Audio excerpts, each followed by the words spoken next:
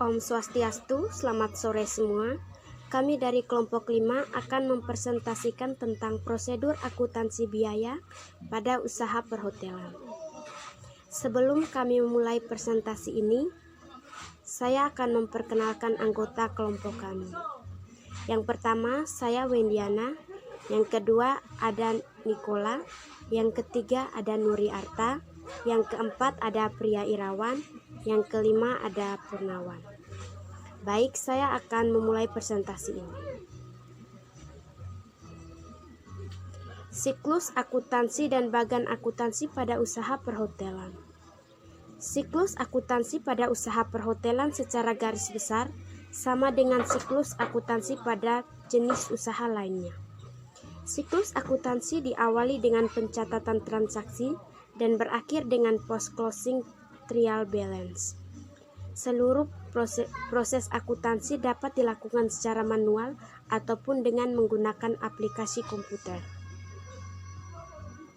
Adapun transaksi-transaksi penting yang terjadi dalam operasi akuntansi hotel antara lain: yang pertama, penjualan produk dan jasa; yang kedua, penerimaan kas dan pengeluaran kas; yang ketiga, pembelian produk dan jasa; yang keempat, ada payroll. Berikut ada siklus akuntansi.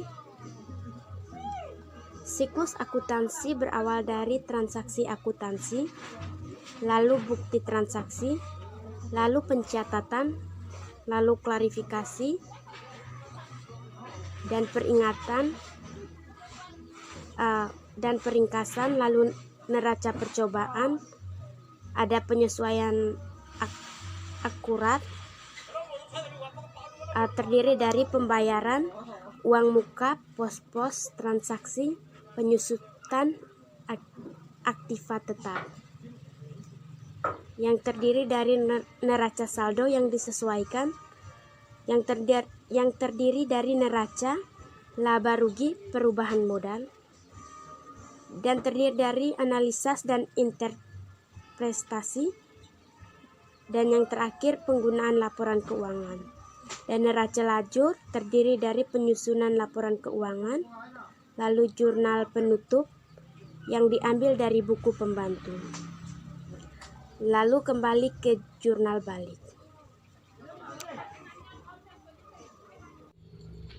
Baik, selanjutnya ada dasar akuntansi untuk akuntansi hotel menggunakan double entry bookkeeping, di mana setiap entry data minimal akan mempengaruhi dua akun yang berbeda atau berlawanan, sehingga nilai atau hasil dua sisi yang berlawanan akan sama.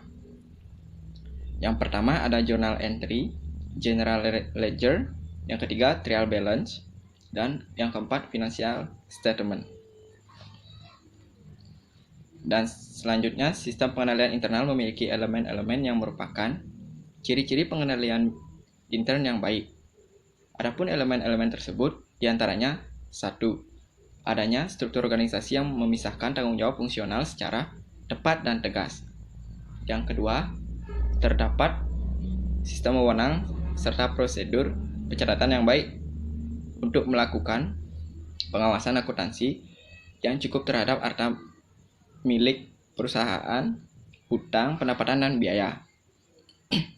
Yang ketiga, terdapat praktek yang sehat pada saat melaksanakan tugas dan fungsi di tiap bagian dalam organisasi. Yang keempat, tingkat kecakapan pegawai yang sesuai dengan fungsi, tugas, serta tanggung jawabnya. Dan yang kelima, terdapat pengecekan independen. Nomor 7, struktur organisasi di Departemen Akuntansi. Yang pertama, General Kasir; yang kedua, Kasir Outlet; yang ketiga, Insom Auditor; yang keempat, Naik Audit; yang kelima, Kredit; yang keenam, Account Receivable; yang ketujuh, Account Payable; yang ke-8, Account Payable; yang ke-9, Cost Control; yang ke-10, Personalia; yang 11, Electronic Data Processing; 12, Processing; 13, Storeroom; yang ke-14, Accounting atau Bookkeeper; dan yang ke-8, membedakan sistem dan prosedur akuntansi. Sistem dapat dijelaskan dari dua pendekatan, yaitu pendekatan prosedur dan pendekatan komponen. Dari pendekatan prosedur, sistem adalah kumpulan dari prosedur-prosedur yang dilengkapi dengan formulir dan catatan untuk mencapai tujuan-tujuan tertentu. Contoh dari pendekatan prosedur ini adalah sistem akuntansi yang merupakan kumpulan dari prosedur penerimaan dan pengeluaran kas, prosedur penjualan, prosedur pembelian, dan buku besar. Jadi, dapat dikatakan sistem akuntansi terdiri dari subsistem yang saling berkaitan.